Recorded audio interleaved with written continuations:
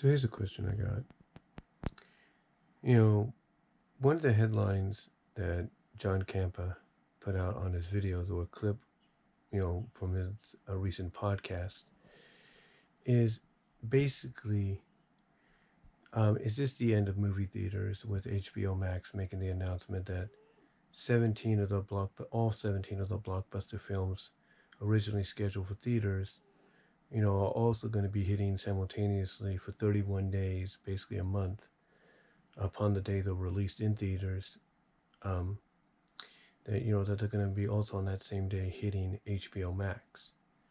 You know, did did basically HBO Max put the nail in the coffin for movie theaters?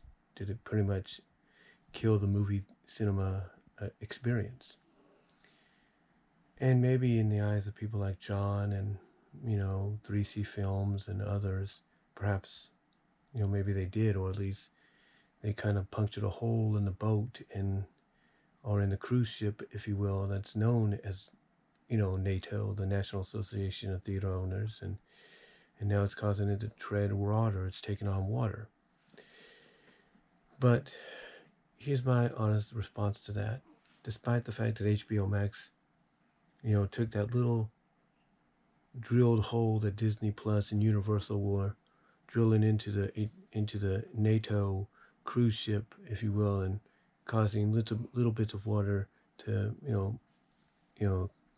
cascade in, if you will, trickle by trickle or little by little, and hit it with that enormous missile or torpedo that basically caused a big old hole to be bashed into it, and now it's like I say, taking on water more so than ever. Do I think basically they caused the movie business that by doing so they killed the business, the movie cinema experience, movie theater cinema experience? No, I don't. I don't think they did. Because obviously, in 3C Films actually was talking about this in a recent video. I haven't even got to that part yet. But 3C Films was saying that according to the headline of one of the recent videos, that AMC and Regal and Cinemark, the movie chains, are fighting back. That basically, obviously, they don't want this to continue. John Campa believes that basically that the CEO at Warner Brothers says, hey, this is only a one-time deal because of the pandemic, and it's only going to last for 2021, and that's it. It's not going to go beyond. Even though John and a few others would call BS on that, to me, the only way that that's going to get proven is basically if N.A.T.O takes Warner Brothers and Disney and Universal to court and says, hey, enough's enough. We're through this pandemic. We're on the rise of getting back to normal by 2022. So enough. No more of this. That's the only way. I think what's going to happen is they got to take legal action. And I think that's what they're considering. I think N.A.T.O, the National Association of Theater Owners, is going to have to take legal action, take it to court and say, look, this is part of the agreement. This is the agreement right here. Here's the evidence, and what we're asking is for them to stop. That, yes, we'll allow this 2021 thing to happen, but beyond that, no more. And we want to make sure it stays that way.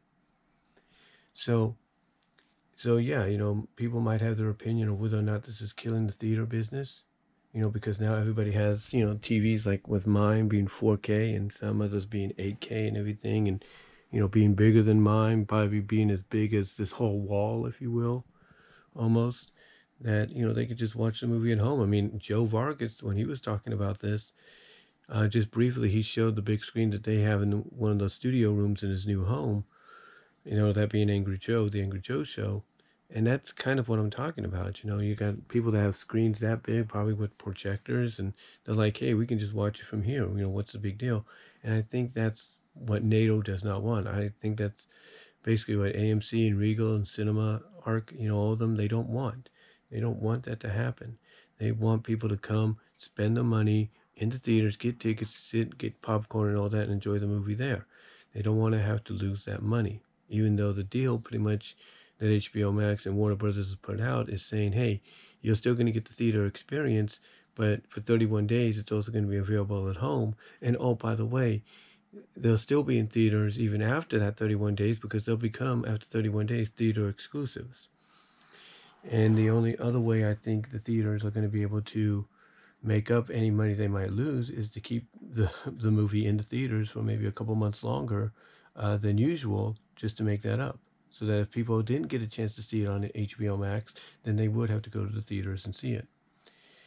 Um, but yeah, I think honestly, whatever happens, NATO's gonna have to, NATO and the theater chains associated with them are gonna have to take legal action.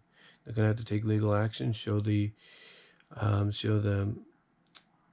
binding clause, the binding contract, the legal binding contract that they have with all the studios, and they're probably gonna have to call for a cease and desist, so that even if they allow the HBO Max deal to go through, that nobody else pulls something like this again, and that the only way people are going to experience these movies are in theaters. But what do you guys think?